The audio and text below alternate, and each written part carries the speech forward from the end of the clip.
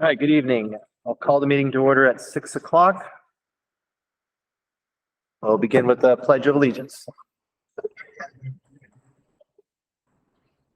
Pledge allegiance to the flag of the United States of America and to the republic for which it stands, one nation, under God, indivisible, with liberty and justice for all. All right. Before we approve the agenda, did anyone want to remove anything from the consent agenda for discussion? All right, hearing that, a motion to approve the agenda would be in order. We'll make that motion. Motion by George. All those in favor? Aye. Matt is here. Meredith, Sue. Meredith, are you there? Matt, are you there? Can you Yes, hear us? I'm here. I'm here. I'm Thank just you. trying to get my stuff together here. All right, cool. Just checking. All right. Any opposed to approving the agenda as it is? All right. Motion carries. Public comment. Got some public here. Let's see here.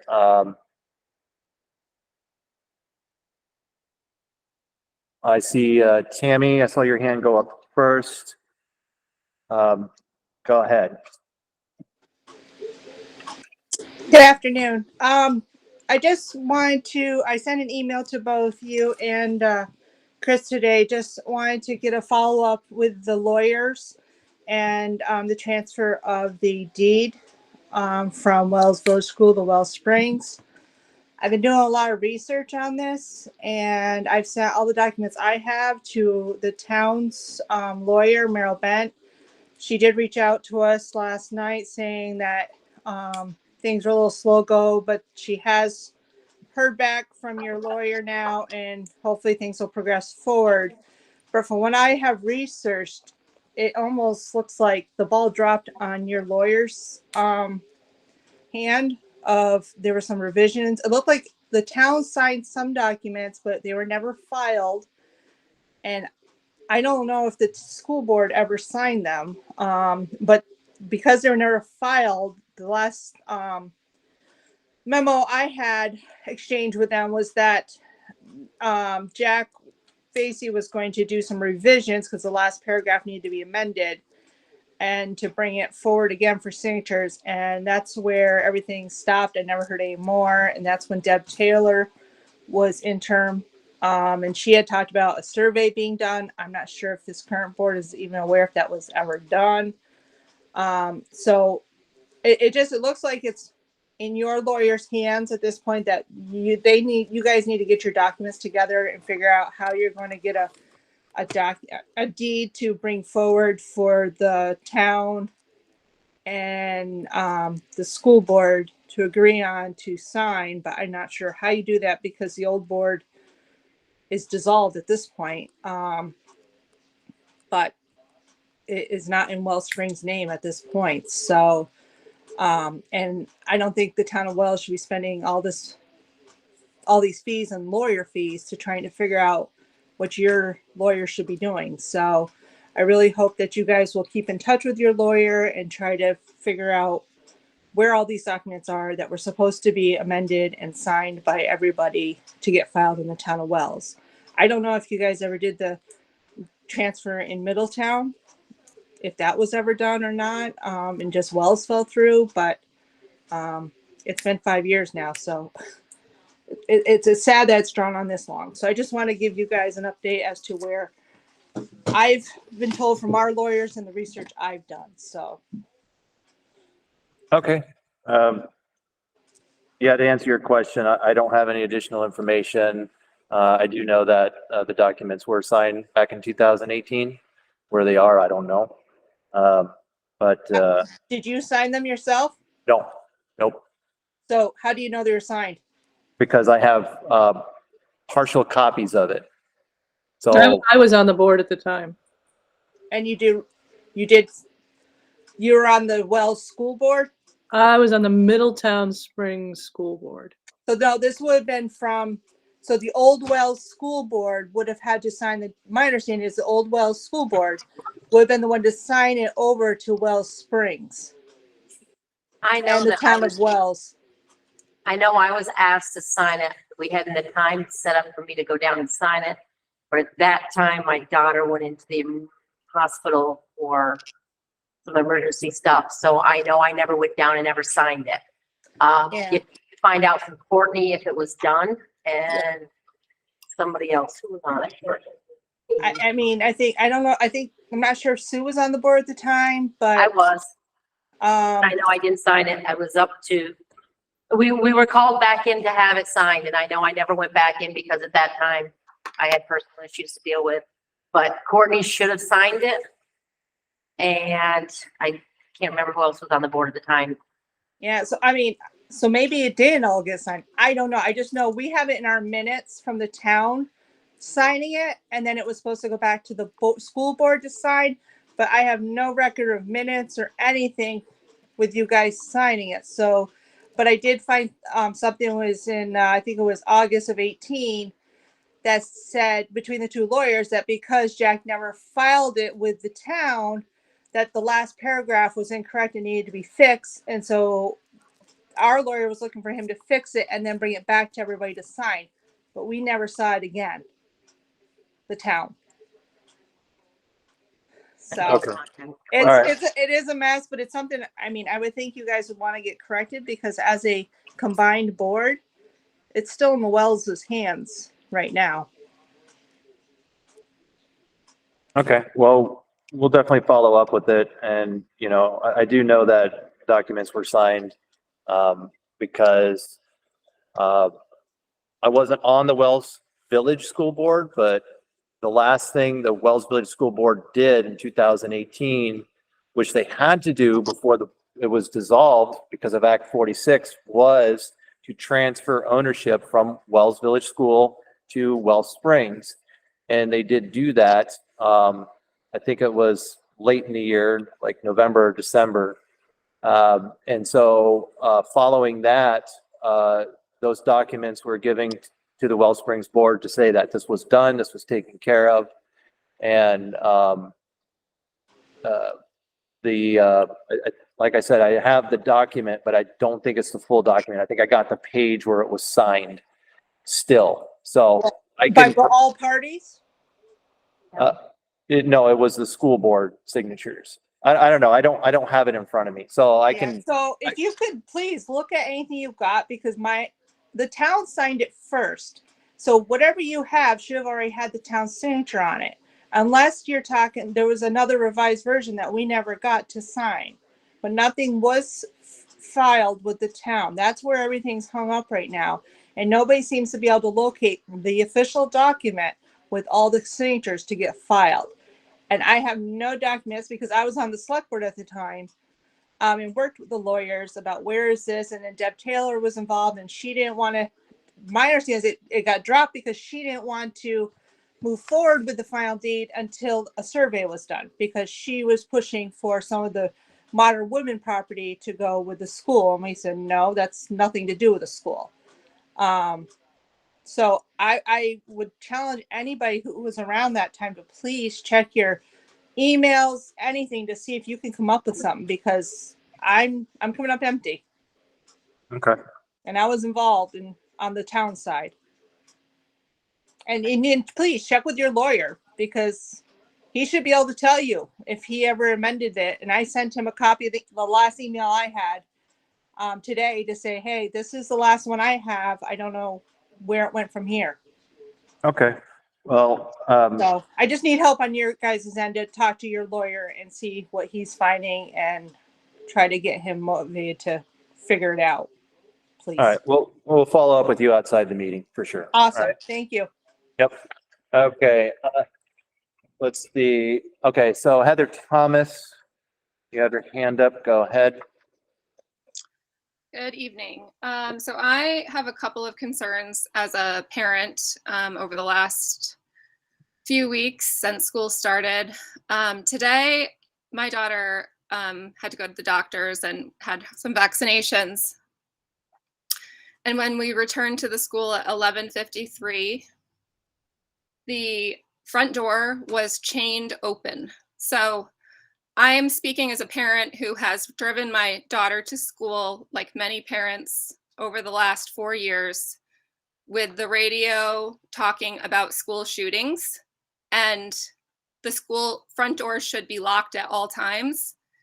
And today, when there is a killer on the loose just north of here, I show up to school and the front door is chained open in a way that can't be easily undone. And I did take a picture here. It is chained open. I find this to be highly problematic. So after my daughter was in her first grade class and comfortable, I went to the front office and just, kindly, gently asked the secretary and principal if they could please close the front door. So that's one concern. My other concern is that I would like some confidence that when a parent opts in or out of something with all of the paperwork that's sent home, that those measures are taken seriously. On the first day of school, there was a school breakfast. Pictures were taken. There was a new social media page posted, and my daughter's pictures were all over when I had opted out to have her pictures online. Not only that, but I do not recall signing any documentation for her to have a eye screening with the Lions Club a day or two ago. She just had an eye exam with a professional eye doctor, and there's no need for it. I do not recall consenting to that, and so I just want some level of comfort that when parents are saying yes or no to something, that the school has a procedure for documenting that, and then also making sure that those things are actually implemented when it comes time for, the tooth fairy to come to school, or, this new procedure where there's telemed through the school nurse's office. If parents are not consenting, then you are in violation by continuing to allow these things to occur in the school without parental consent.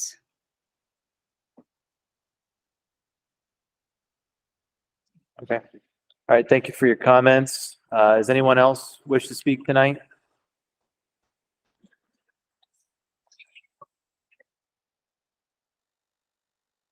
I'll change mine. There's additional comment at the end of the agenda. So we're going to move on to finance. Lewis?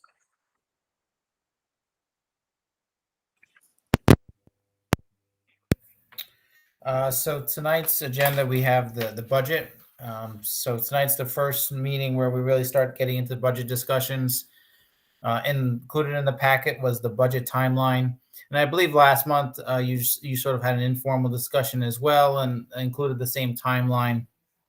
And that was mainly so that you guys can get the sort of the ball rolling on your end and start thinking about it, so that you were prepared for this meeting to really brainstorm any priorities that you have for the upcoming budget season. So we've gone over this timeline a few times now in different meetings, GRCSU meetings and local board meetings. So this probably isn't the first time many of you are seeing it. But here we are in October. We're going to discuss, again, reviewing the timeline. We're going to discuss budget priorities for the upcoming budget season. Things that the board wants to see either in the budget or coming out of the budget, items you want us to research to see what impact they would have, and any type of things like that. So those would be tonight. And by the end of the meeting tonight, we would be looking to have any sort of directive that you want to give us, so that when we present the first draft to you in November, that first draft is as close to what you're looking for. So that we're just making minor tweaks going forward. We do have a few months in the process to make changes, but we want to get stuff in there as soon as possible so that we have more months to discuss them. So in December, I will present the first draft to the full board. I've already met with the administrators a couple times.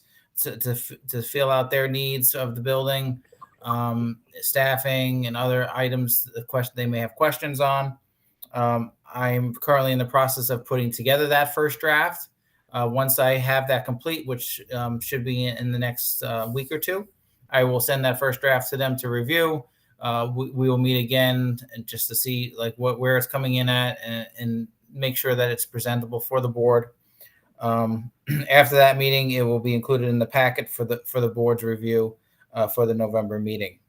At the November meeting, we would discuss and really be looking for directives based on that budget that's presented, what direction you want to go, anything that you would like to have changed, or things that you want us again to bring back, go back and research and bring back to the next board meeting. I mean, if you don't provide us directives, both me and the administrators, the budget will just come back as is. So it's really important that we have an open discussion and that you provide as much information as possible. December, we'd be looking at the second draft. And at that time, we really won't have any of the state data at the December meeting. So we won't be able to look at tax rates or impacts really on the taxpayers. We would still be waiting for the CLA data, the equalized pupil data, as well as the yield, which are three significant factors in the process. And then we would so sometimes the board has approved the budget in December, not knowing those factors, but a lot of times the board waits until the January meeting. A lot of times that data is coming in. It's supposed to come in around the 15th of December, but in the last few years we've seen delays at the state level and really are not getting it until the 20th or 21st, 22nd, somewhere along there, depending on how the month falls. So at the January meeting, which would be the beginning of January, we would be looking to review and approve the final draft. And that is really a tight deadline. We do need to do it in January because at that point we need to start preparing the town reports to get those to the printer so that we can get those annual booklets out to the taxpayers, as well as the brochures and get the warning all set. So we really can't push it anywhere past the beginning of January. And then after we have an approved budget, again in February, we will start planning town meeting and discuss marketing and what outlets we want to use to get the information out to the taxpayers and get as much information out to them, whether it be with the annual booklets, the brochures, front porch forum, pre-town meetings, stuff like that. Any questions about the timeline?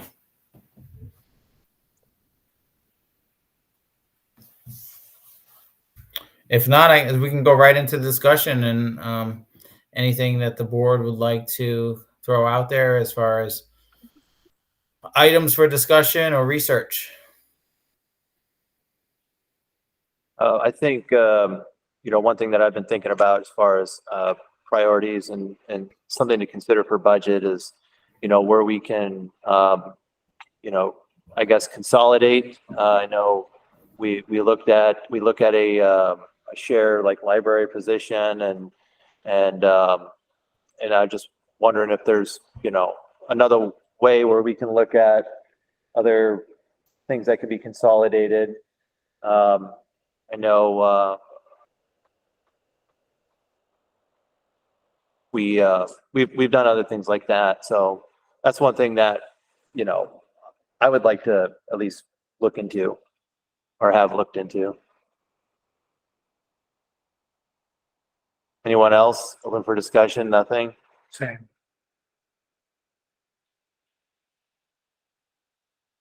It's like there's 3 Amanda Whedons on there. Amanda?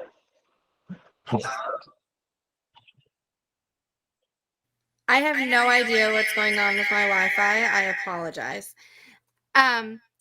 I was just wondering, and it's not going to make a really big difference to this year's budgeting, but do we have any information on what our electricity savings is to date now from the solar metering? I know we looked at it before, but I don't remember really reviewing it on our last budget and was curious where that was at.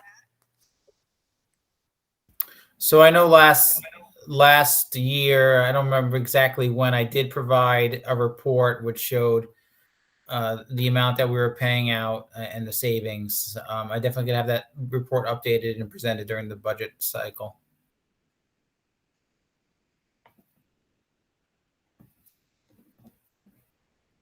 Matt? Or, Hey, thank you.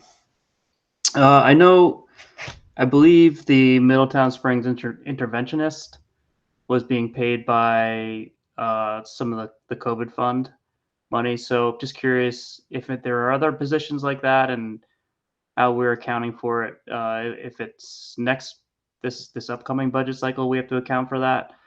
Maybe not having those funds there where they were the previous 2 years.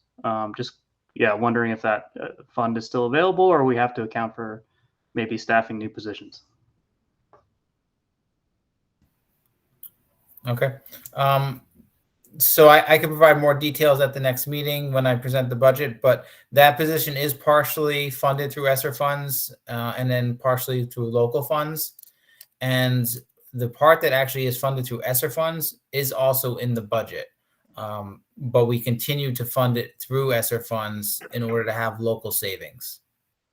I believe there may be a 0.25 that's unaccounted for that we may need to increase the budget by, but I'll have that, definitely all of that data next month.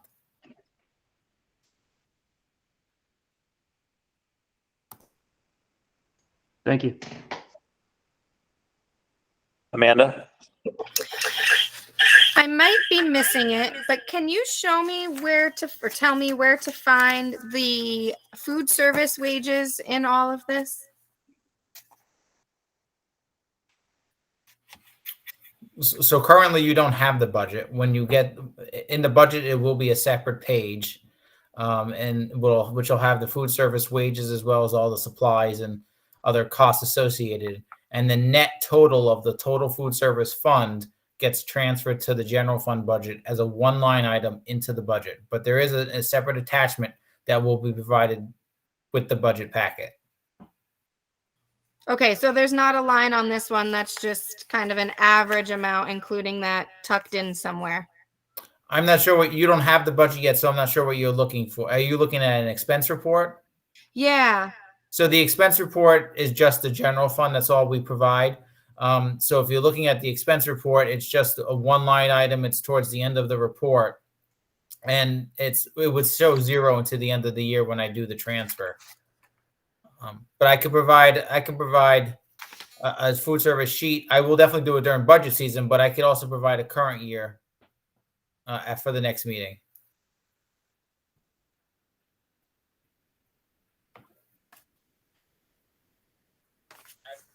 Anyone else? One other thing I wanted to bring up would just be, transportation. I know, we did talk about this last year, and I think it would be good to explore, like what transportation would look like for Wells. Obviously, we're not transporting from Middletown Springs, but I guess if we had options. So, I mean, can we save money on transportation by, I don't know, going down to one bus, changing, maybe pickup locations, things like that. I think, just based off part of what we talked about last year, if we are still able to provide transportation for Wells Springs elementary students, and there's a way where we can do that, maybe we can expand that to Middletown Springs students as well.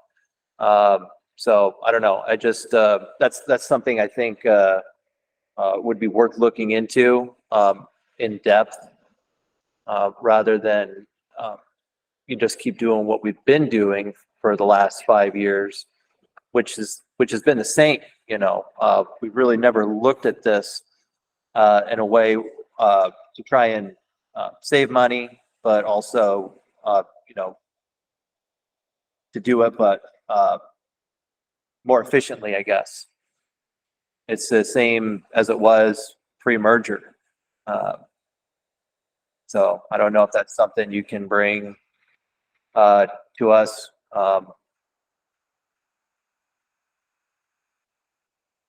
Amanda? Yes, I do already have all of that detail, and Oh. we can discuss it at any point.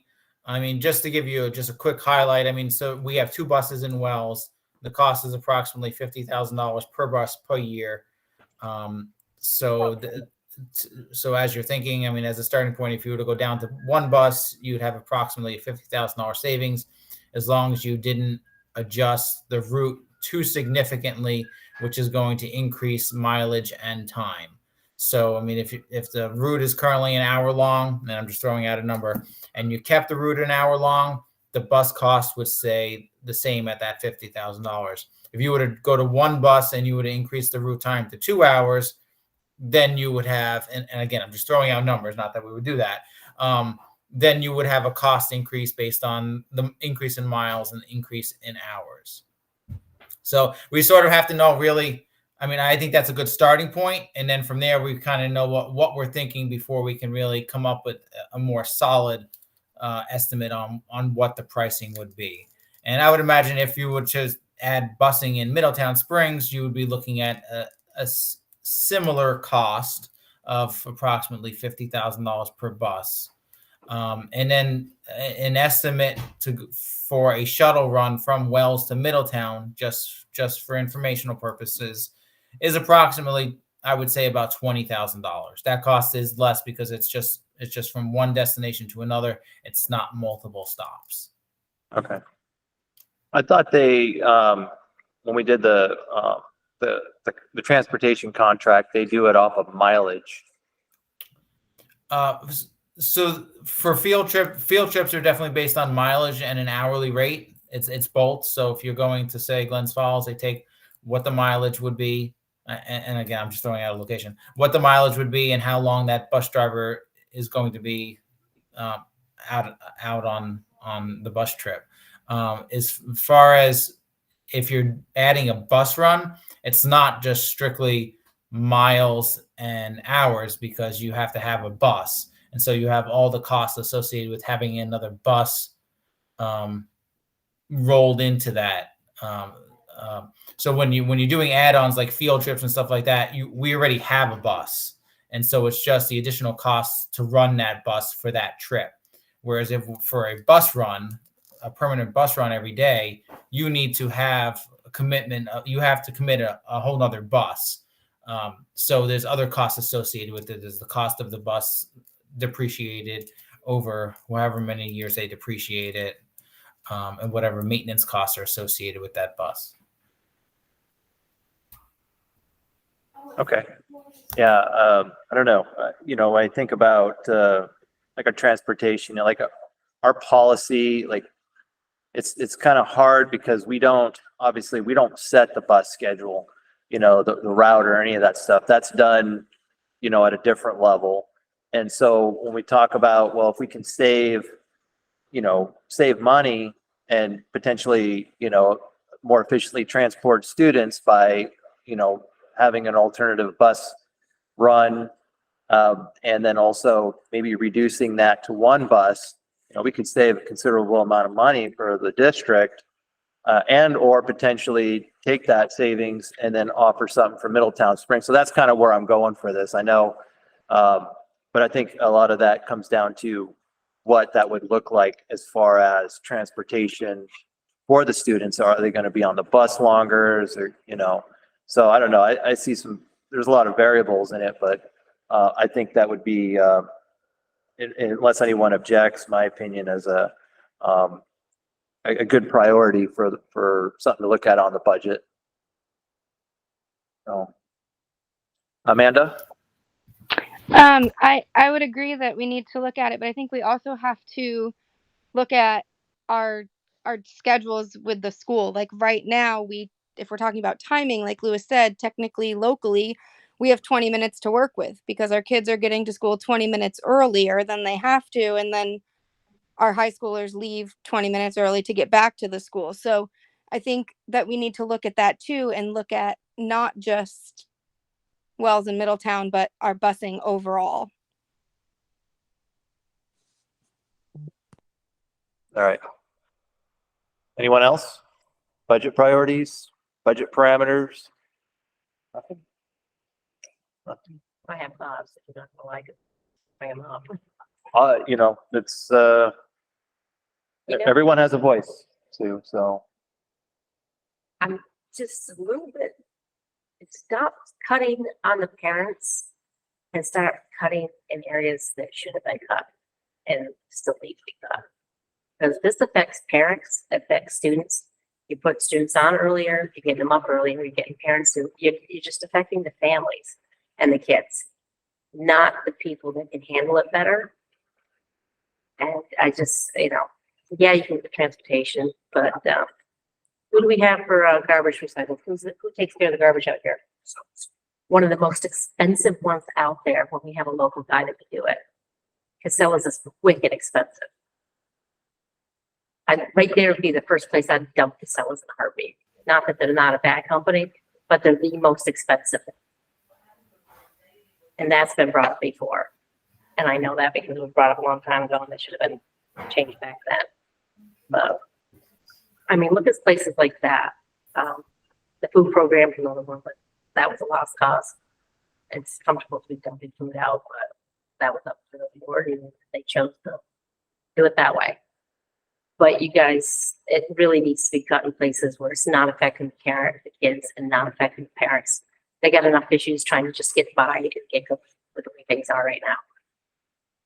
Cutting transportation, screwing around with their time schedules for them to get to work and get the kids up 10 times earlier, then have nobody here. Then you have to hire somebody to come here so they can sit with the kids 20 minutes early because you can't have the teachers because they're on a contract.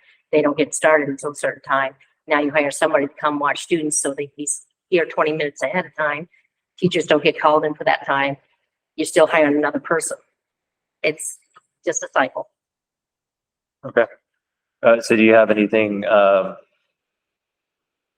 anything else specific? Other than I would change your recycling. Okay. Definitely find a different person for that. But I'm sure that contract's been signed a long time ago. We don't currently have a contract. You don't have a contract with Casella's? It expired a couple years ago. There you go. Okay. Are you eligible to go out and find someone that would be cheaper? We are. So, I mean, a couple of years ago when we merged, the directive from the board and the goal was to go out to bid as an SU. And that's what we did. And Casella's was the only one that would service the full SU. I mean, I have heard feedback from other boards as well about the cost increasing with Casella's. And so maybe it's time for local boards to just handle their own trash and recycling removal and do it locally based on whoever's cheaper locally. Okay. So is that, I could work with the administrators in the SU to handle that for next year. okay. So we have something in place. Oh, so is that something you can have in the budget for next month? I mean, we're not talking about significant impact It's not. to It's the just- budget. I mean, we're talking a couple hundred to a couple thousand at most. I don't even think it'll be that much, but I mean, SU wide, it may amount to a couple $1,000. But I mean, definitely, I mean, we could save money. I'm not trying to dismiss the saving money, but it's not going to have a significant budget impact. No. Okay. That's some thought. The thought is just, I wouldn't be cutting where the kids are going to be hurt. And we aren't doing, it just, where it's got to come out of where it's going to be put in for contract, stuff like that. So. Gotcha. Okay. All right. Amanda. I'm sorry. I just wanted to clarify. I wasn't suggesting cutting our bus. I think we should have a bus. I was suggesting looking at how we could potentially save money within our transportation. So if it sounded like I wanted to get rid of the bus, that wasn't my statement. So sorry about that.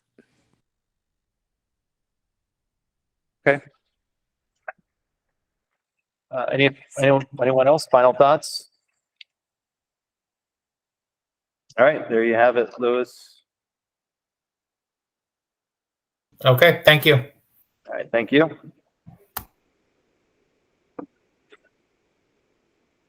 All right, so we're going to move on to the consent agenda. Everyone should have the minutes and the warrants, the contract recommendations and their materials. We'd be looking for a motion to approve the consent agenda. I'll make that motion. All right, motion by Matt. All those in favor? Aye. Aye. Aye. Hi. Any opposed? All right, motion carries. Superintendent's report. Thanks, Eric. I have a few items to go over. I know that Carol and Corey will cover some of these more in detail in their principal reports. This is the time of year where we begin working with our bill administrators and Lewis on budgets, as we just had a discussion about half hour on. So we will have a series of meetings to take a look at, budget impacts. And as Sue had said, one of our goals is we do not want to see any sort of impact to our students or student learning. So I think that's something which we are very cognizant of. And whereas we go through this budget cycle, we want to make sure we limit the impact to our kids. That's always at the forefront of our minds. Along those same lines, we also are looking at working with Carol and Corey on setting goals for the year around school improvements. And I think one of the things I've appreciated with being with Carol and Corey is we are starting to see more of an alignment around our strategic plan, which has been great. I know that a copy of the strategic plan was sent out to all families on October 1st. It's available on our websites as well, but we are starting to see alignment kind of coalescing around these goals around academic growth, around improving school culture in our schools. I think that's going to become our main priority areas. Along those lines with improving academic growth or seeing academic growth, the first round of fast bridge assessments have been administered. So the fall assessments we just finished, and it was September 29th was the last day of that window. Our goal would be at the November board meeting that Carol, Corey, myself, and we may have Al here. Not we'll be presenting data on fast bridge to kind of take a look to see where we're at and what the next steps will be. And I know that in the board packet there was a copy of the GRCSU reporting calendar, and what our plans are doing is we will follow the same calendar. So as the GRCSU receives those reports, local boards will receive those reports in the same month. So if November GRCSU board gets November 7th, the following week, Wells Springs would receive a feedback on Fast Bridge, and then VidCap and kind of things along those lines. So and the last, I just want to make a note of, we do have October 26th and 27th. It's a VSBA VSA fall conference. I know that not everyone can attend, but in the packet there is a link to the annual fall meeting, the business aspect of that, so you can attend virtually. So if you are interested in attending virtually, it would be good to attend. But if you have a hard time with registering, just please let me know. But you don't have to travel to Lake Maury, but you can attend from the comfort of your own home. So if there are any questions, I'll answer either them out. No questions? I don't have a question. I just have just a comment, like the strategic plan. I just say it's good to actually see it out in this format. I did see it last week, but I didn't at the SU meeting. I didn't get a chance to comment on it, but it's really good, and I'm glad it was sent out. Hopefully everyone has time to look it over, because I really think all that work that was done is it's a really good start, and look for the supervisory union as a whole. So, all right. So no one has any questions. We'll move on to the principal reports. Sure. Okay. So the first thing I'd like to share is that we have started cauldrons. For those of you that are not familiar with cauldrons, it's past practice. They typically the first week of every month, it's an whole school assembly to introduce whatever the topic or theme is. And then once a week for the remainder of the month, students are split into different groups. So they're mixed grade levels and they're assigned a teacher. And then students participate in mini lessons or activities to continue to learn whatever that topic or theme is. What's exciting about this year is it's been very adult driven previously, and our students are now going to be getting involved. This month, they will be working with their cauldrons teacher to identify a theme and then work on whole planning and whole school assembly. So it's going to be exciting to have the kids have more of a voice in the school.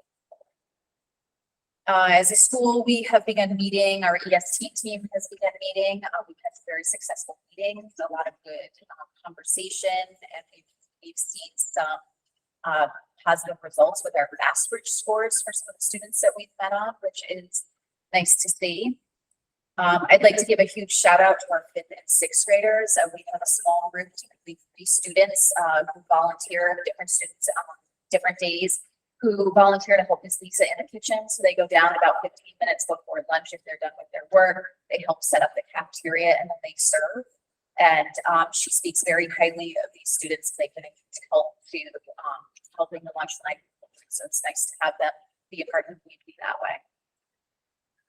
And then just one of the challenges that we've really been facing, we have a lot of trouble filling vacant positions, specifically instructional assistants within our systems. That's just kind of one area that we've been short-staffed a little bit on, which has been a bit of a challenge.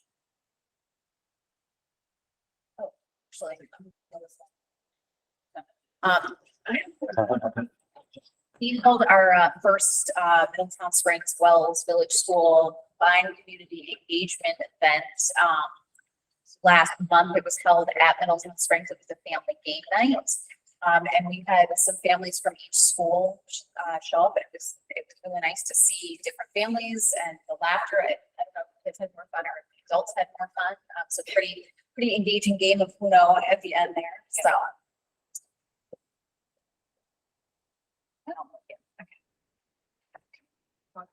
Questions for Corey, or do you want to just start? Just go ahead and then if people have questions, they. So I'm gonna continue on because I think it's pretty exciting, the idea of doing the community events together. And this Saturday we're doing a photo and breakfast opportunity, and I think it's interesting. So giving families the opportunity to do portraits that we will just send them the JPEGs for and see, and they can come in and enjoy some breakfast, and it should be a good time. But I think the one that's really got people excited is we're in November doing a knockout game, and we have challenged our students to design the t-shirt that we will be utilizing, and we're going to, all of the kids were given the direction, and designs are due next week. It has to be a combination of both schools using purple and blue only. And we will have teachers narrow down the first set of designs, and then all of the students of the school will vote on the final design. We'll give them 8 choices. And I know that at Wells, our kids were pretty excited. I've already gotten a couple of them in, and they're taking them home and working on them very seriously. So they're looking up and researching each other's schools to see what part they need to add in. We were able to start we're referring to our after school program as our single skills program, because that was how it worked out as far as being able to run the program itself. And so what it is we have to have a calendar where there's a skill that's being taught every week. And we're actually doing a SEL skill, and we're doing another skill. And we have our attendance has increased a little bit, but I think as word of mouth goes around and kids are really enjoying being here, it's going to start to pick up again. Because I think we lost some because we couldn't start the program right away with the licensing issues that we had. So Today in our faculty meeting, we had a data review from our fast bridge testing, and we had a pretty interesting conversation talking about the needs and the challenges that we have in classrooms. And my staff wanted me to, because we know that in November, the data will be presented to the board, and they wanted me to actually offer that if the board wants to come in and observe in classrooms to see what's going on, to have a better handle of what's happening in the schools, please come in, just let us know. As they said, look, Corey and I are working with Lewis on the budget. Really exciting news. We actually have an interventionist that is filling the position that is starting this week. So we're pretty excited about that. It's been a challenge to not have anyone in that position from the beginning of the year. And yeah, that's about it. Great. Any questions for the principals?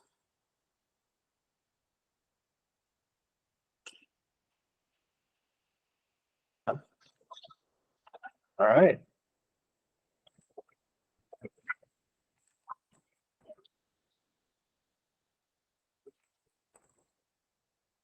All right, so we're going to move on to unfinished business, the consolidation timeline. So at our last meeting, we talked about how we were going to schedule the work of looking into consolidation, what that might look like.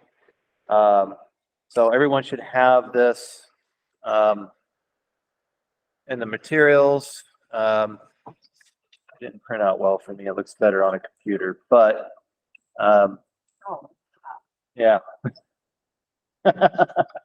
that's what I said. Yeah, I thank Cara for help with some of this. So the way it looks like, it's kind of split into different phases, and by all means, this is a working document. We can change this, make this. This is just kind of a starting base on how we're going to proceed forward on doing some of this work.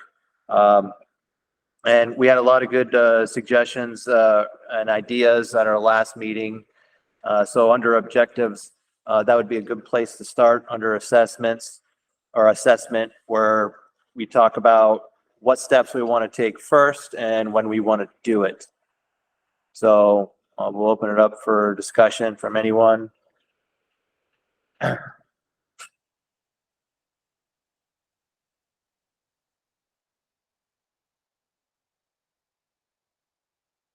Matt? Hey, so I'm not sure if I did this right, but I just came up with a bunch of items to think about for assessment. Do you want me to just read them off? Sure. So, I mean, I'm stuck on wanting to know what the cost savings are of combining schools. So that would be one thing I want to know.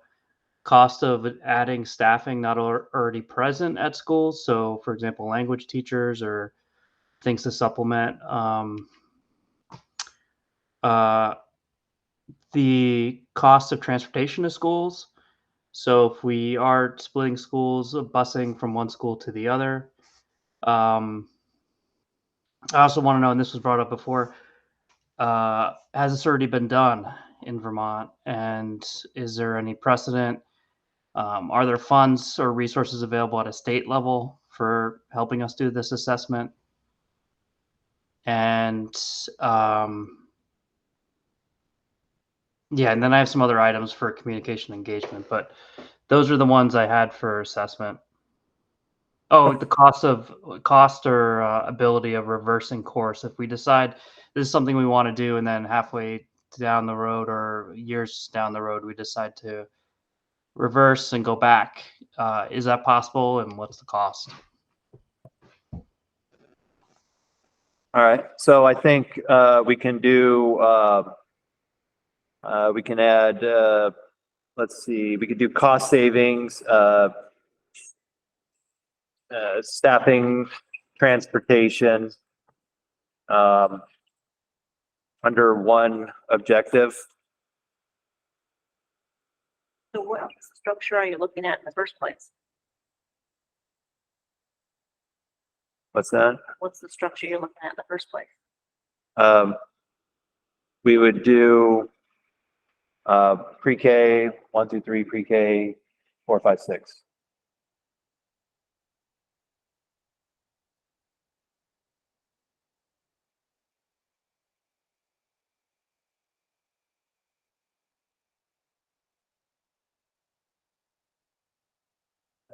Amanda? I would say to go along with assessment, looking at our numbers, our enrollment numbers that are coming, because our classes are getting bigger. So when we look at cost savings, we can't really get an accurate assumption on that without looking at our enrollment numbers. I think we need to do that first.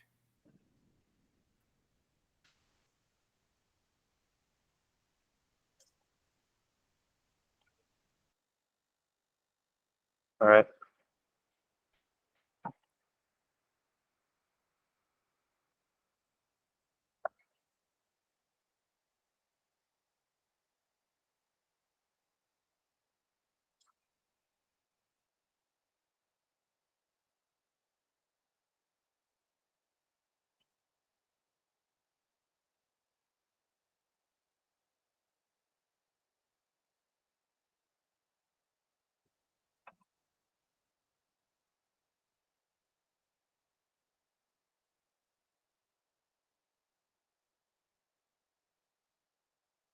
Matt, go ahead. Just to clarify, Amanda, are you saying like for us to project what enrollment's going to be in the future years, or are you saying take this class sizes into account to model it for, let's say, this current year, just to see what it looks like?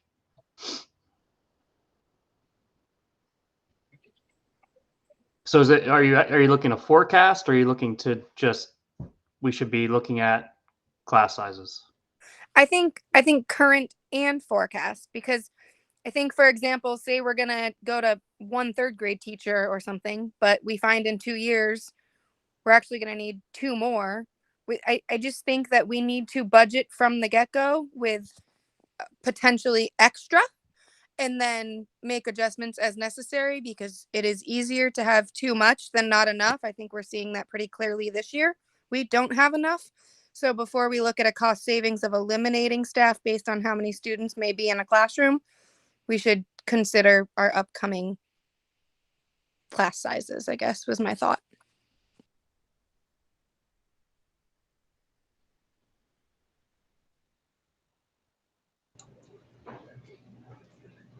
Yeah.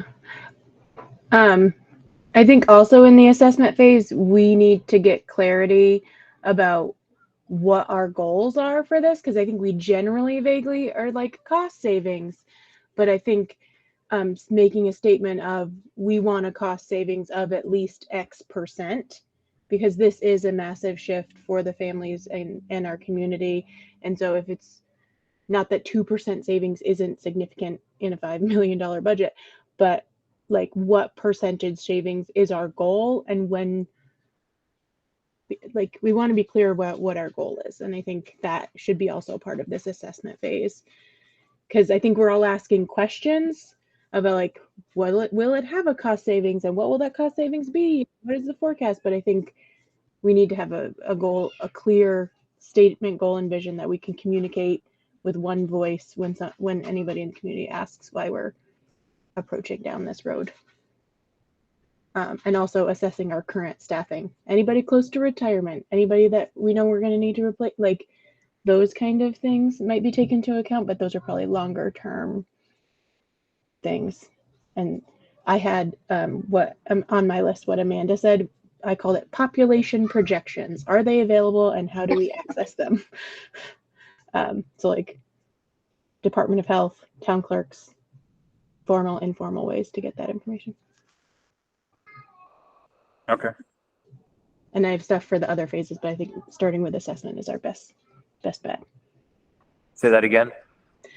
I have items for the other phases, but I think sticking on assessment for a while to flesh it out further is our best course of action. Oh, I agree. I agree. Yeah, I think we take it one phase at a time. Meredith? I wanted to also say that I think along with saving money, it was student opportunity / outcome, so that we're not just looking at multi-age classrooms with small numbers. We have, 10 or more students in a class where they can actually function better and give a better learning opportunity. Obviously we're not going to get into 20, maybe we will, 20 student classrooms, but and the reality of actually saving money is not very likely. So I'm wondering how important is student opportunity. Agreed. That's why I think we need to have a vision statement where we're all on the same page, because I don't know as the cost savings will be. I think they were potentially there, but I don't think they will be as dramatic as we might think they are. Yep. If that makes sense. It does. And again, that's like we talked last month. This is kind of like we're exploring, looking, inquiring. Matt? Yeah, I was just gonna say the exact same thing that Meredith and Cara said. Essentially, I'm for this if it has a better outcome for the students, and not necessarily for like drawing a line for projecting what the cost savings are. I'm more for it for the opportunity for the students. So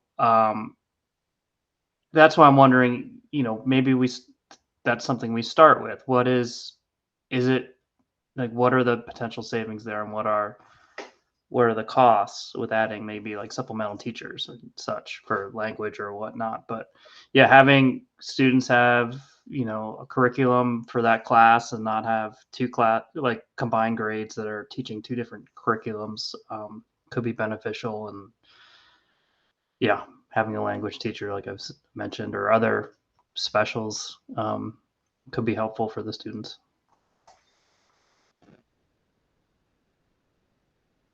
Amanda?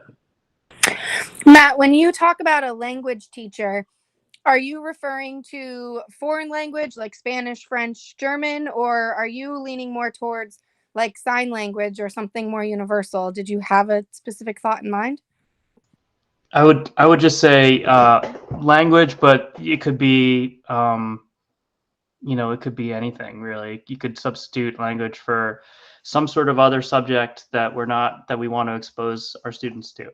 So whether that's, I don't know, woodworking or language or some other opportunities for them. Yeah. But when I say language, I was thinking of like Spanish, French, etc. Yeah.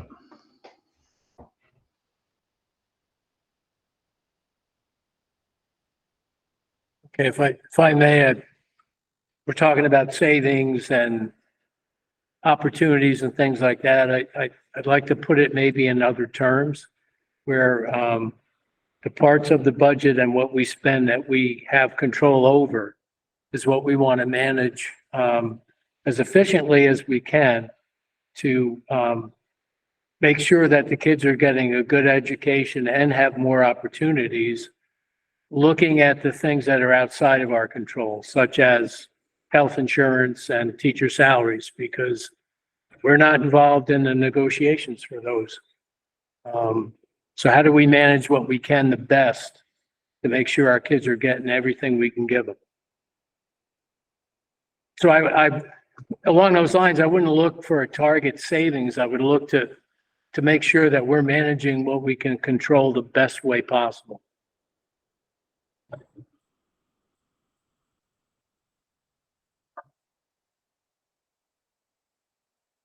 Anyone else? I think the language that we will probably end up with in our vision statement for this process will probably go back to our board goals of having prepared learners. So I think we already have an outline of language that we feel strongly about to guide us. But it's just, if we want prepared learners, we want, making a really clear statement about what our ideal state is, about why we maybe are taking these changes. Like, we want learners to be in classrooms with their developmental peers versus in mixed grade. I mean, I had an entire elementary school years of mixed grade classrooms, so I loved them. So I don't knock them, but I think if we don't want them for our schools, then that's fine. But just coming up with language to articulate the benefits of single grade classrooms, or of additional access to smaller learning cohorts, or I think we have some draft language in our board goals that we could probably pull to start us on the process. And I agree, focusing on the quality of education versus the cost. I just use cost as an example because it was brought up a couple times.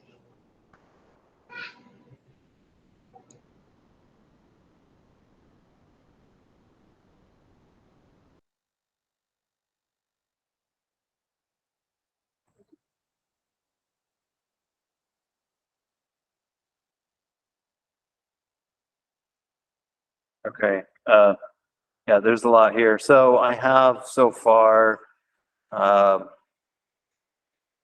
under assessment, cost saving, staffing slash transportation, I've got enrollment, staffing, enrollment and staffing evaluation. I kind of thought, that might go together, especially if we're going to look at either one of them. Let's see, goal clarity, vision slash vision statement. Cara, I'm not sure. I think that's one of the same. And then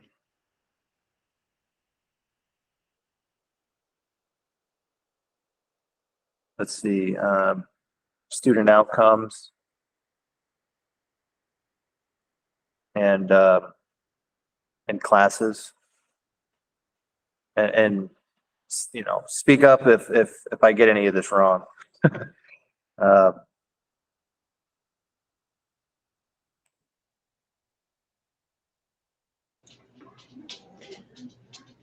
I think talking about what George was talking about is we want to, wield the power of our small communities together. So by combining our population, we can increase educational efficacy and opportunity, or all of those 10-letter words that people throw around in corporate settings. If we can have a vision statement full of them, that would just be great.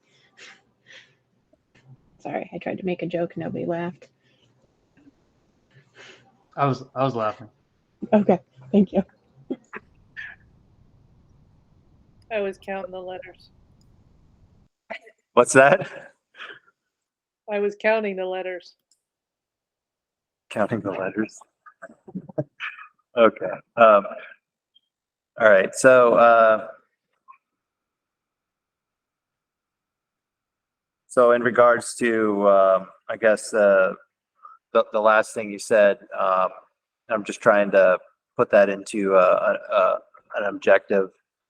I had initially wrote, like, I guess, quality of education, but I'm not quite sure if that's exactly what you're referring to. I just don't want to give the impression that students aren't receiving a quality education now. Like, because it's not that the education quality isn't good now, it's that maintaining quality while moving to a more efficient delivery system. So while cost savings may be achieved, it's not guaranteed, but we want to be more efficient in delivering quality education. Okay. Right? So like having some of the financial stuff in there in the vision, but really focusing on the quality of the delivery.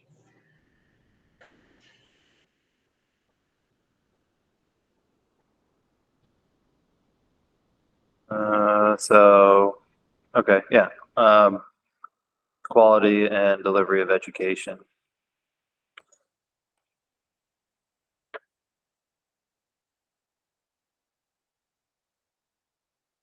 Okay, all right, so the next thing would be when do we want to take up each of these items? And I know we talked about potentially waiting till after budget at our last meeting. You know, with our first draft budget coming up and potentially confusing folks on what our objective is.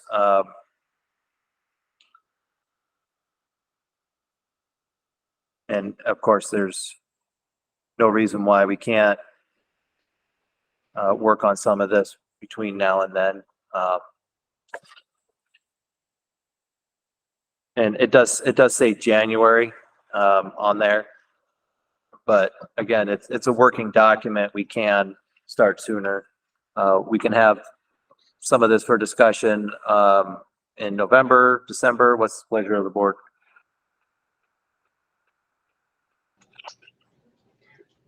I think agreeing on a vision is something that we can do next month or in December. Like if somebody is really into deep diving on data or calling the town clerks to get, how many 2-year-olds, how many 3-year-olds, how many 4-year-olds live in town, like those are kind of concrete tasks that we could take on. I'm sure the Department of Health or what's the the vital statistics, right?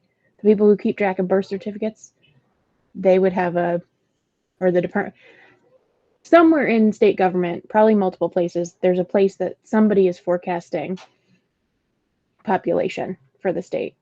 Like, can somebody take that on? Okay. Yeah. Well, and again, I think we can do, like you said, we need to have and I know some of that kind of coincides with our goals, kind of like a clarity on exactly what we want to achieve. If we're going to do something like that, it sounds like it should be something we should do first as well.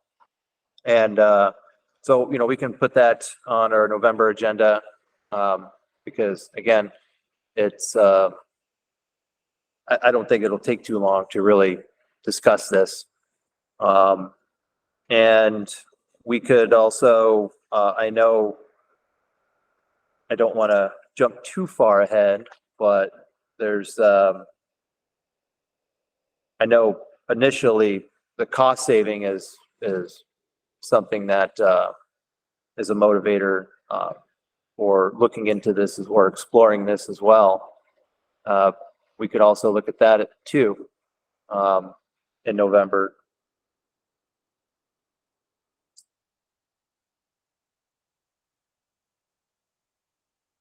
Did anyone have any? I guess I don't want to put too much on our November agenda as well, but if we did those two in November and then looked at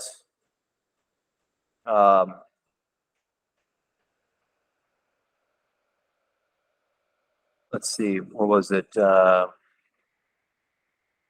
Maybe enrollment, staffing, evaluation in December.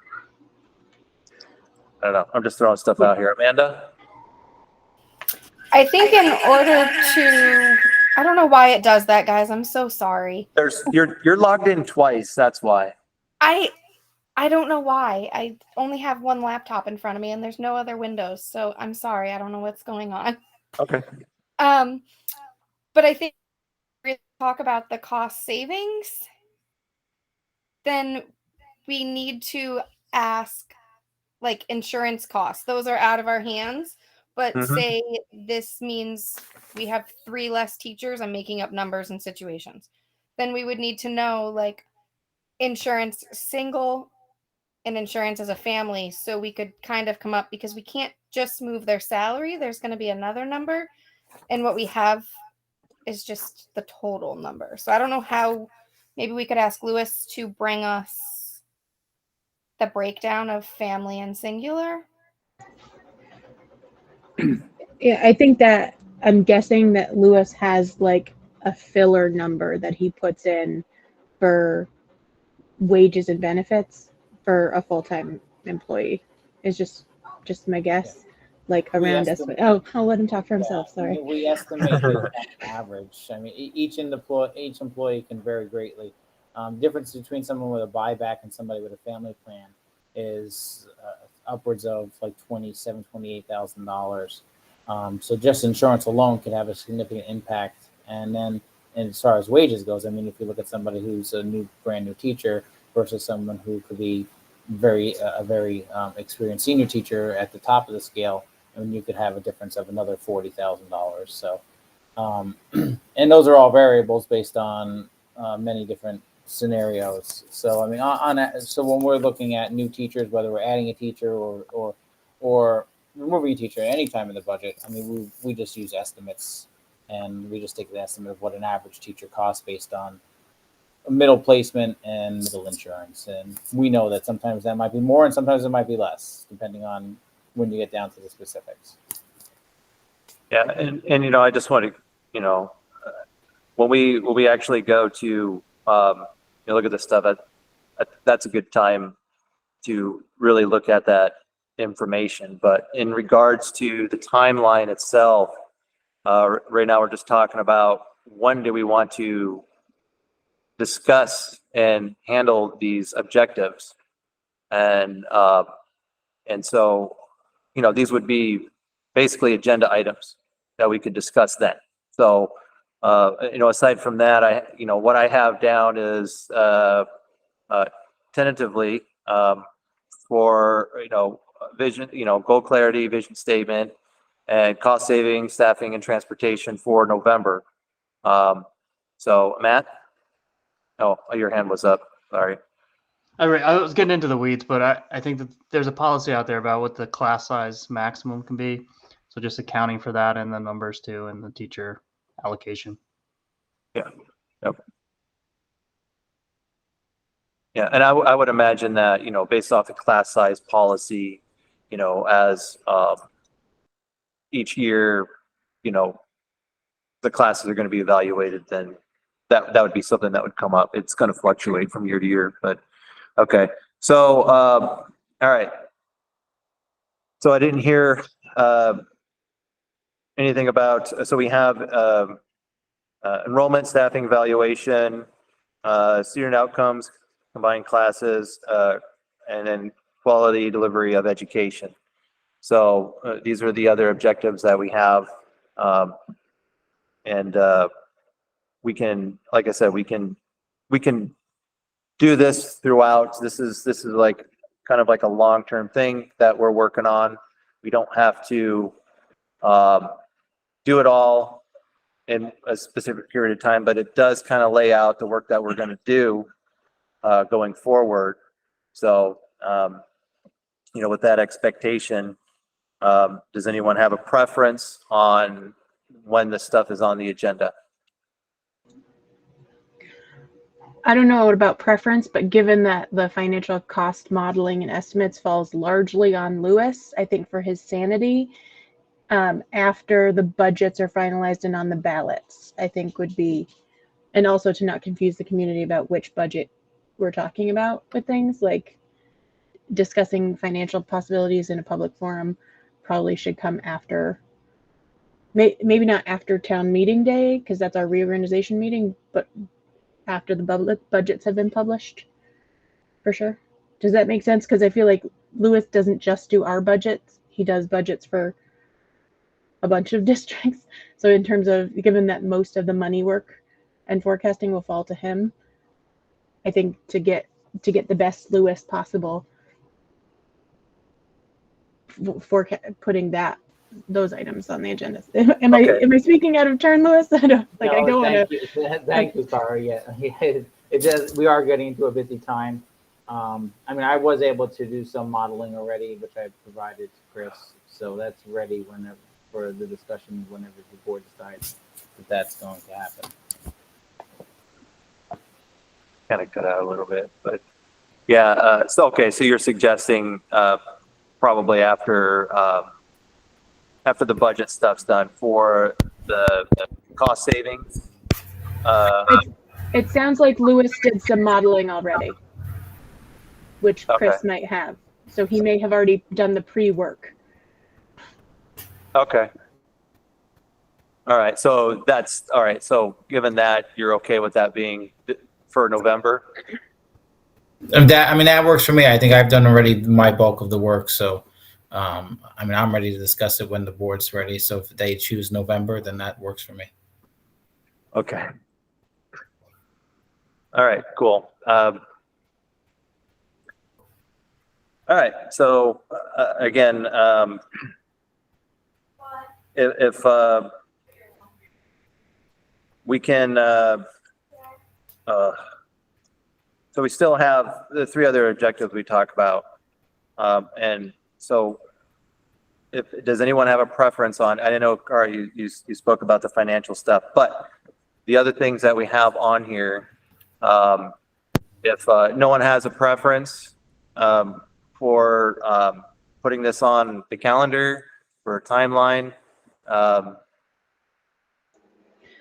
I think in order to take it in manageable chunks, doing the creation of the vision and trying to gather information about population can happen for November, and then have the financials come in December, just because those are the two big bites of things. Okay.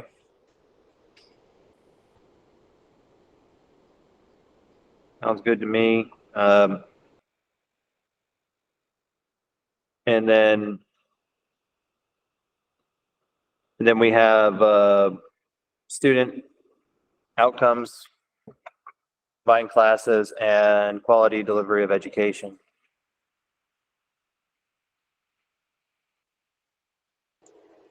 I think those all fall under the vision statement exercise, right? Like, we wanted to capture all those elements in the vision.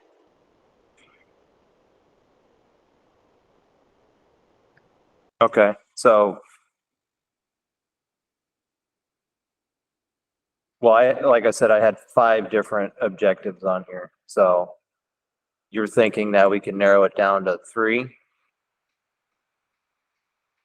I think so. I think if the 3 main ones with like subtopics in them. Okay. Amanda? Oh, Heather. Okay.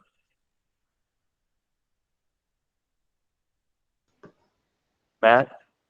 Yeah, it's not so much an objective, maybe like an action item for the I don't know, for Chris or Louis to get back to on us.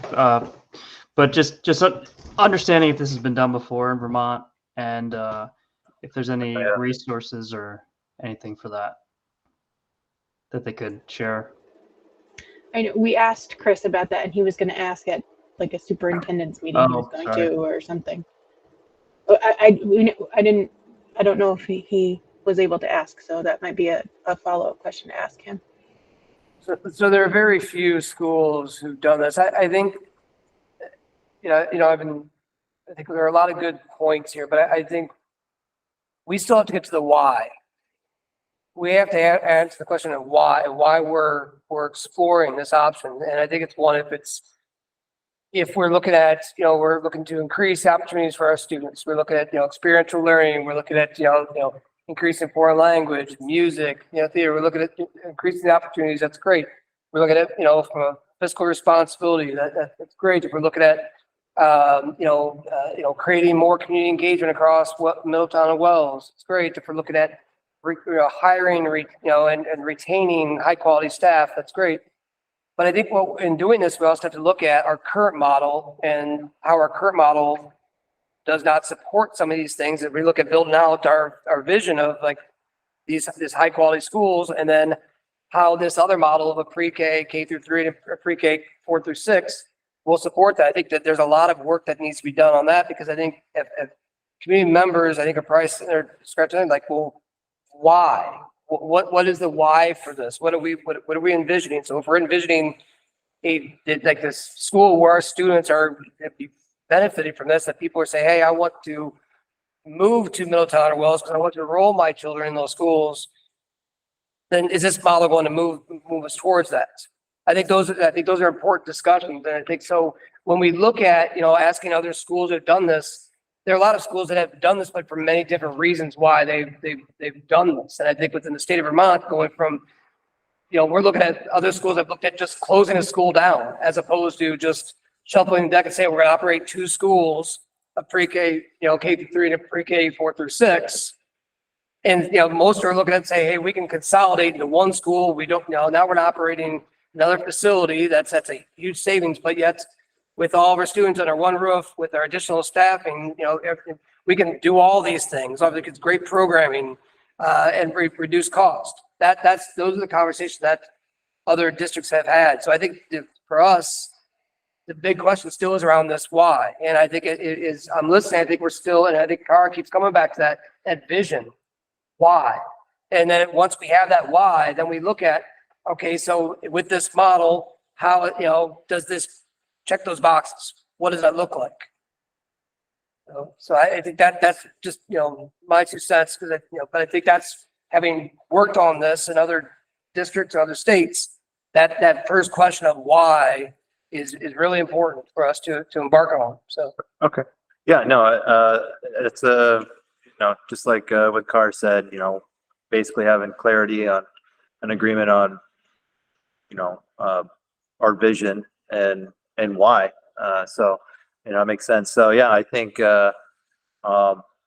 we have a good start to on this working document, and we'll definitely have more discussion on this at our next meeting. I will update this for everyone as well for what we have discussed tonight, and everyone will get to see that. I think it's a good start in this direction. So I'm going to move us on to new business. We have the Visbit and VHI proxy.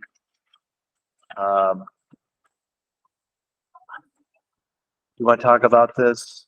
So at October 26th, 27th, the VSBA, VSA fall meeting that they have the Visbit and VHI, which is just Visbit is just the Boards Insurance Trust Association, and the VHI is just the health initiative, have their annual meetings, and what they need is each local district needs either elect a representative who will vote in person on their behalf, or if they will not have anybody present at that meeting, then they can elect a proxy, and the proxy would be just a representative from the Visbit or VHI to vote on the app. And basically what we're saying, would follow the resolution. So tonight, what the board needs to determine is, one, if someone is going to be at these meetings in person, if the board feels comfortable with that individual voting on behalf of the board.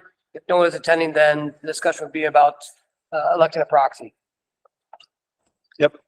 So we'll just make it quick. I intend to go. I think I'm doing this for the SU, right? Yes. Yeah. I'm sorry. It's been a long month. I'd be willing to do this for Well Springs as well. So we need a formal motion to appoint me as proxy for our school district as the Visbit and VHI. I'll make that motion. All right. Any discussion? Are we allowed to have you as the SU voice and the local voice? Are there any rules against that? No, there are no rules. Yep. Okay. Thank you. 2 separate voting entities. He just casts 2 votes, I think. Yeah, We're sending him with the power to vote twice. Yeah, it's, well, I mean, it's, yeah, I did it last year. And so this year I won't be as confused as I was last year. I'll just tell you that. So, all right. All those in favor? I, Say aye. Aye. Any opposed? Aye. Motion carries. All right, district clerk, everyone has a resignation letter from our district clerk and their materials. So we need to find a replacement district clerk. We have, just to put this in perspective, just got to pull up the email here. The district clerk also handles election, the same duties that a town clerk does. So this would include things like the accepting the petitions, checking the petitions, and then handling the same duties during election night.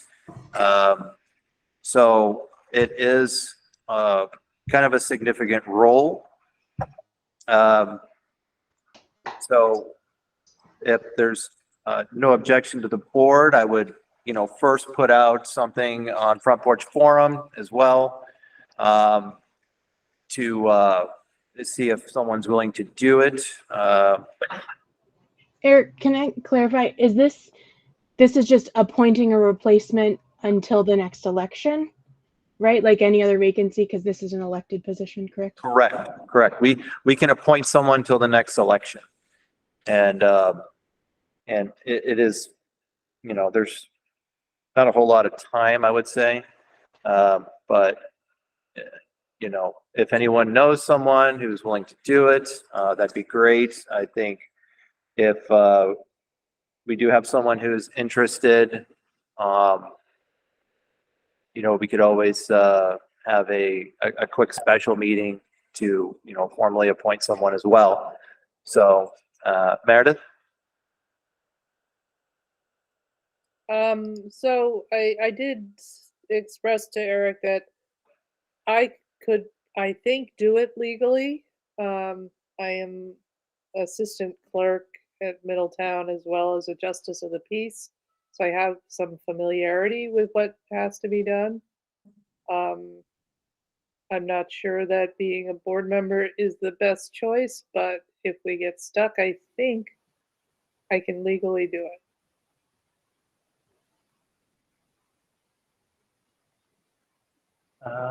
Lewis? If anybody hasn't already, I can reach out to Jenny Munyak, who's our Middletown Springs town clerk. Or actually, no, she's the treasurer. It would be Patty Kenyon. So has anybody reached out to Patty yet? Yeah, we're in discussions with that, and since we just moved to a new town office, Patty has got more than a few things on her shoulders. I actually am going to a training with her tomorrow, and I'll be giving her the information that that Eric has already given me about the statutes. That's what she was concerned about, really understanding clearly what her obligation is. But this isn't a great time to ask her to do something. So I wish if we could buy some more time, that would be helpful. But I know there are a lot of benefits to having somebody who's been in that role be our clerk. Right. Yeah. And since I do work with her, that's why I, have a pretty good idea of what's going on there. Right. And, so I had reached out to the Secretary of State's office too. And the recommendation I got is that the board fill the vacancy, because I did specifically ask if a board member could be serve as the district clerk.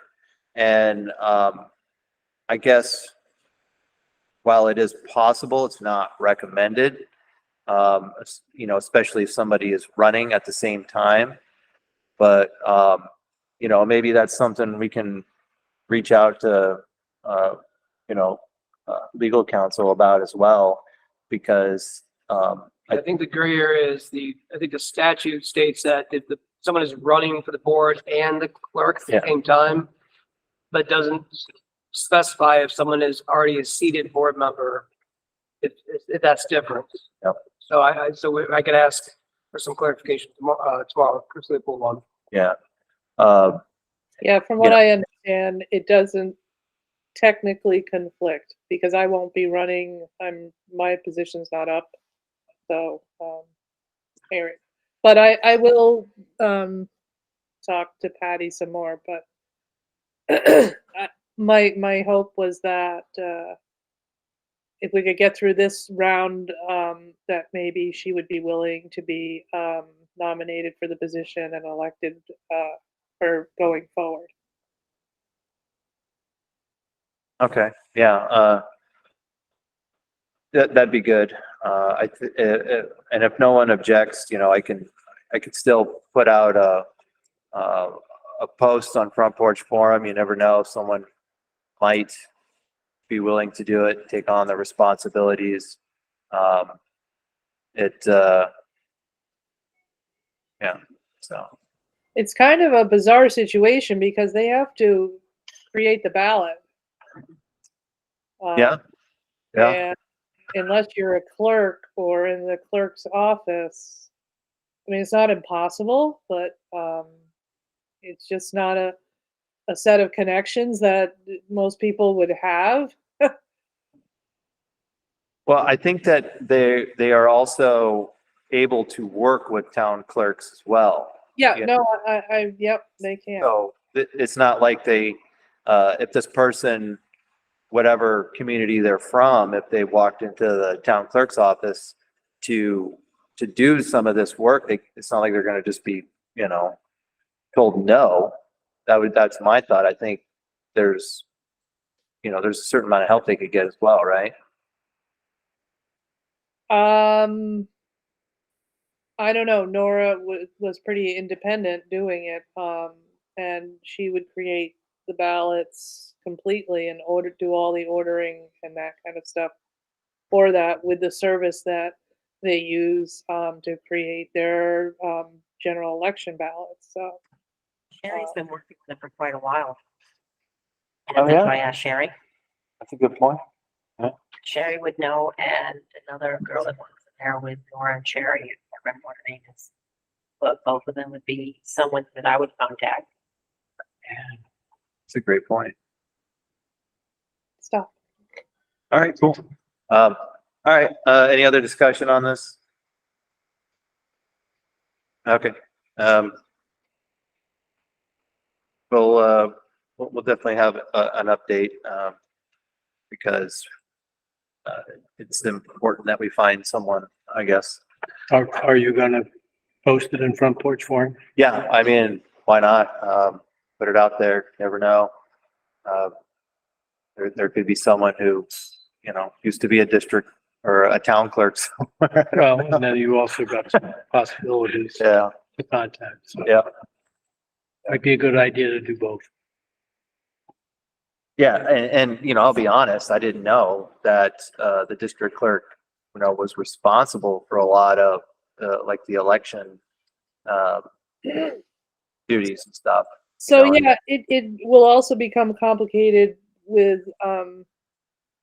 I mean, Middletown brings the ballots to be counted and you know, mixed together with Wells's ballots, and that's done at the close of the election. The justice of the peace deliver them to as a team to Wells, and they're counted through their tabulator, and that tabulator has a special electronic card that has to be created for just that election. So it's really weird not to have somebody who's a current town clerk to try to do this. yeah, you're right. I've seen what goes on. But that card that runs the tabulator is all set up months ahead of time, a month ahead of time. And that comes through the state. So like I said, not being in that current position, I just can't even imagine how it works. I mean, we run tabulator tests to make sure, and I've never done it for the school because Nora has, but we run it for the general election, and we actually run practice tallies to make sure the card is working properly with the tabulator. So it's not, and that's why she doesn't want to do it. It's not a simple thing. Yeah. It's not that complex, but it's a lot. Does the compensation have any factor in this? Because we really don't compensate a lot right now. I think we usually only pay $100 a year for attending the meeting. I think it was like 100 or something like that. I don't None of know. that background work is really compensated at this time. Yeah, I mean, that's something that, we could consider too, because I think we considered it for the treasurer, but never really considered it for the district clerk. But I don't know. It's not a lot of money, but, for the amount of work that goes into it, it might be worth it. Okay. All right, if there's nothing else on this, Do we know why she's resigning? yeah, it's in her resignation letter. Okay. So next we have I was already in here, the calendar, we put board calendar for data. This is kind of a board goal work plan item, and so Chris already spoke about this on the superintendent's report. So basically, I think this is something that we, if we agree on as far as when we see the data, and we have looked at data over the last year or so regularly, and of course, we see it after it comes out and after everything's been, I guess, assessed and looked at. So I think this is just something to kind of confirm in relation to our board goal work plan that we looked at back in September, I think it was, or August. And that we're working toward our board goals. So discussion, and it would be, this calendar would be basically, the one that's in our packet is for the SU board. So basically ours would follow the following week, if that makes sense.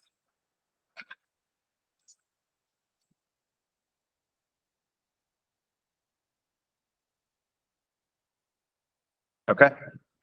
No questions, comments? Will there be any comparison between these results and the last spring's MAPS testing?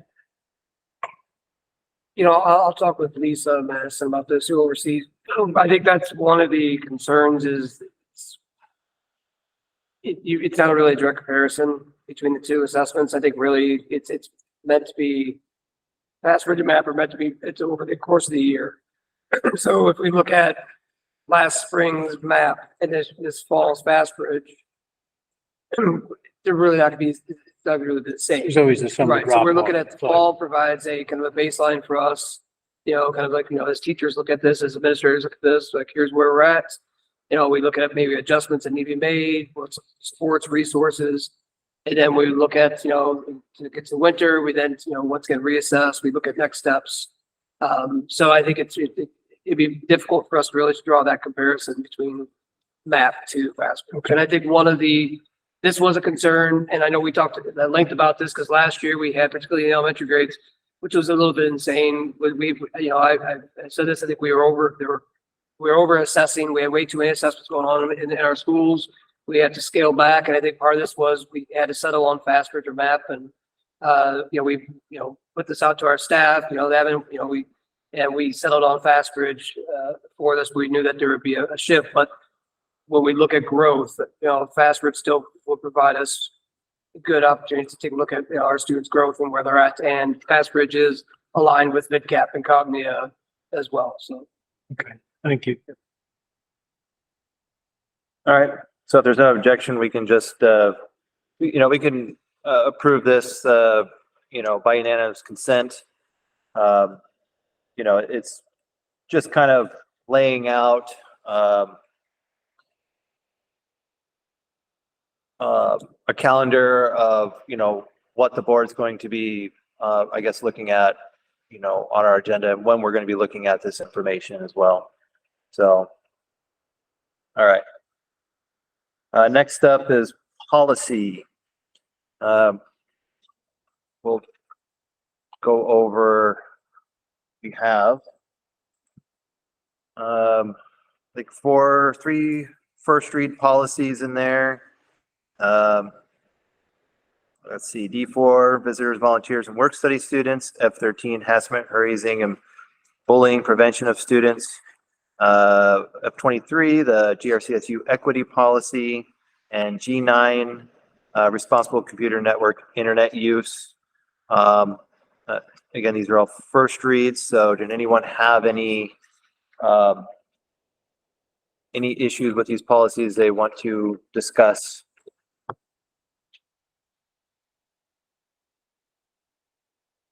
Now would be the time, because if there is any concerns, it would go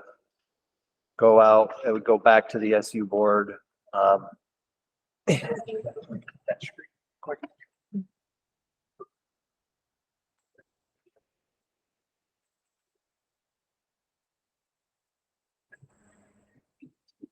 Okay, so next we have all the second read policies.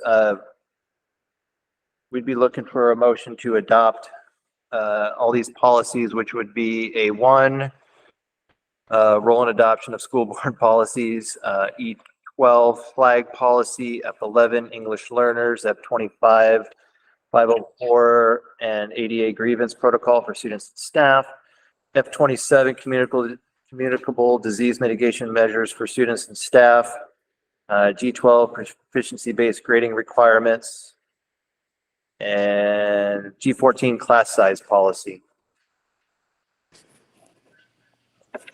I'll make the motion to approve them. Sorry. Adopt them. Yes. All right, thank you. Motion by Cara. Any discussion on these? All right, all those in favor say aye. Aye. Aye. Aye. Aye. Any opposed? All right.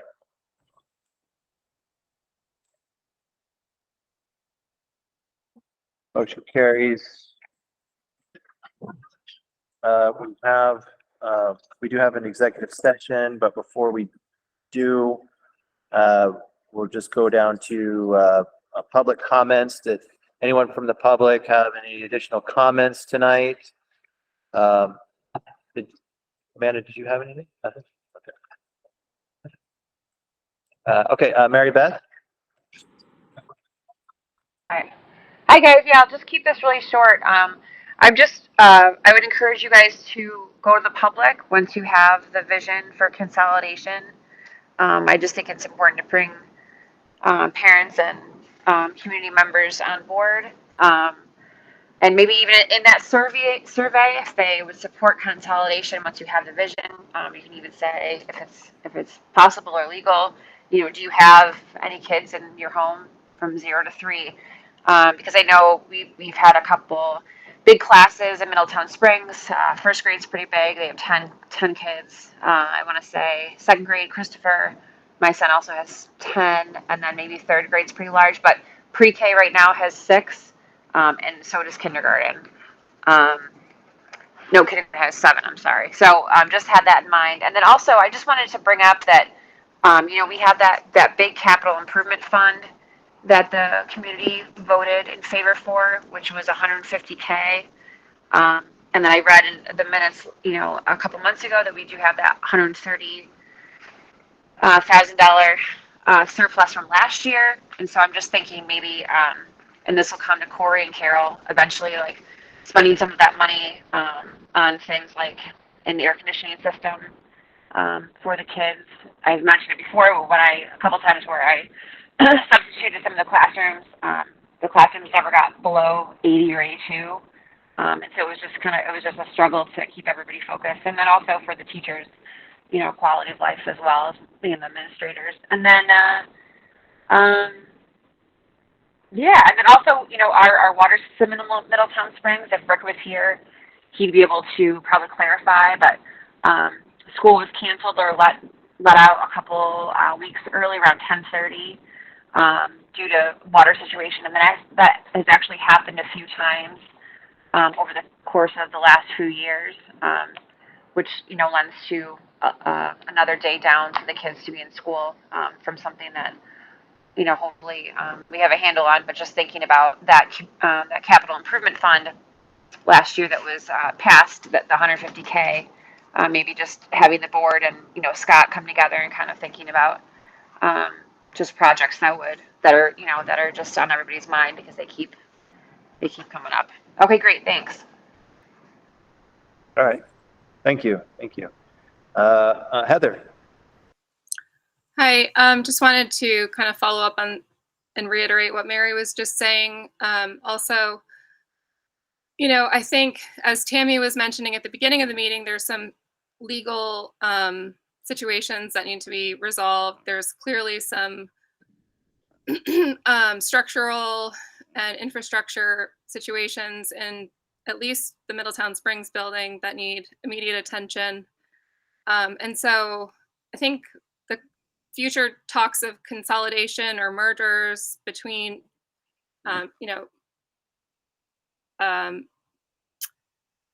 putting all pre-K through whatever in one building is just very premature until the community can see that the existing situation is under control, because I really have a lot of concerns as a parent. And I think that ultimately there needs to be more staff in the buildings and not less. And so I think I shared this at the last meeting, but there are some pretty serious behavioral problems in the schools that really require more support. So, you know, Lewis can spend all the time doing the numbers, but ultimately I would like to see, as I shared last year, when the bus situation, the request to eliminate buses and the food service, the local food service, were brought forth, I had requested that this year during the budget process that we start to think about, like, what do we want for our children, and not like a race to the bottom once again about like, how can we save every taxpayer $50? Like, that's not helpful. I think a lot of people will choose to sell their property and take their children to a different school district if that's the mentality that's being perpetuated in the school district and at the school board level. So I'd really like to see some like deep digging, because the process last year, I think it was actually 2 years long, with the Portrait of a Graduate really does not mirror the conversations that I see here tonight and in the past about, you know, how do we best serve our children? That's all I have to say. Okay. Thank you. All right. All right. Thank you both for your comments. So we do have an executive session for personnel. Let's see, everyone should have a link, I assume. We will need a motion to go into executive session for personnel reasons. I'll make that motion. Okay, motion by Cara. And we'll invite Scott, Carol, and Corey, and of course, our superintendent, to executive session. So, yep, all those in favor of moving to executive session, say aye. Aye. Aye. Aye. All right, any opposed? All right, motion carries. Okay. Good night. Good night. Thank you, Louis. Aye. Thank you.